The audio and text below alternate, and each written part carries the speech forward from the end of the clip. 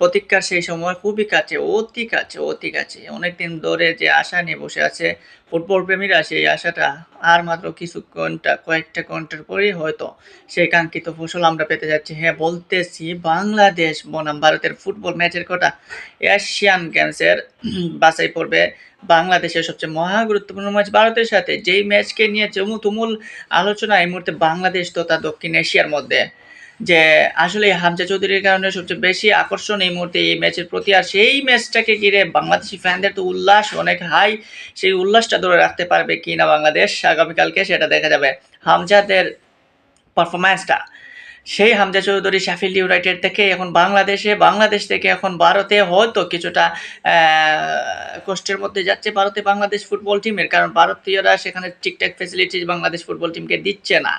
হয়তো তারা টেকনিক্যালি কারণে বাংলাদেশকে দুর্বল করার জন্যই হয়তো তারা ফেসিলিটি থেকে দূরে রাখতেছে বাংলাদেশ জাতীয় ফুটবল দলকে, কিন্তু বাংলাদেশ ফুটবল দল এই সকল ঝামেলা উতরে গিয়ে কালকে রেজাল্টটা বাংলাদেশের পক্ষে আনবে, পজিটিভ রেজাল্ট আনবে, সেটাই সবার প্রত্যাশা।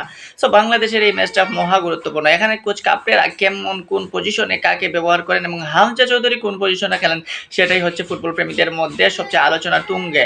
সো এখানে যদি হামজা চৌধুরী ডিফেন্সিভ মিডফিল্ডার হিসাবে খেলেন, তাতেও কোনো খারাপ কিছু দেখি না, বা অ্যাটাকিং মিডফিল্ডার হিসেবে যদি খেলেন তাতেও কোনো খারাপ কিছু দেখি না। তবে এই মুহূর্তে বাংলাদেশের টিম কম্বিনেশন কিংবা বাংলাদেশে হামজা চৌধুরীর লেভেলের কোনো প্লেয়ার যেহেতু নাই, সেই হিসাবে গোলটা সবচেয়ে ইম্পর্টেন্ট বাংলাদেশ ফুটবলের জন্য। আর সেই ক্ষেত্রে হামজা চৌধুরী হতে পারেন অ্যাটাকিং মিডফিল্ডের জন্য গুরুত্বপূর্ণ কিংবা মধ্যমাঠের একটু অন্যতম সারথি।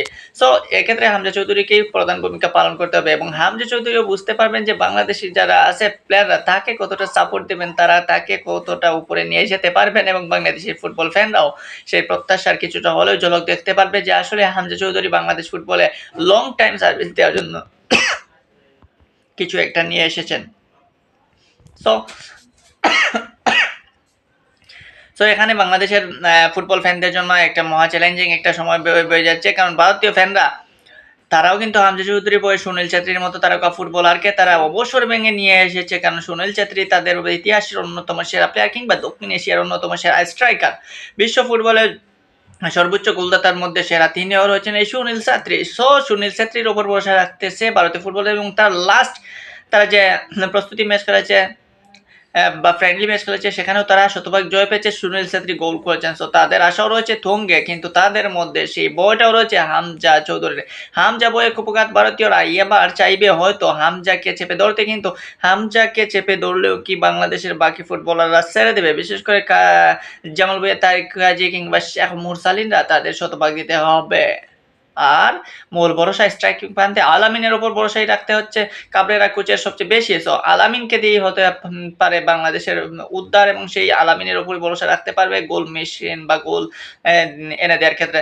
এখন দেখা যাক এখন বাংলাদেশ ফুটবল দল কি রকম জয় নিয়ে আসে ভারতীয় ফুটবল দলের কাছ থেকে। সো এই ম্যাচের প্রতি সবার ইন্টারেস্ট বেশি।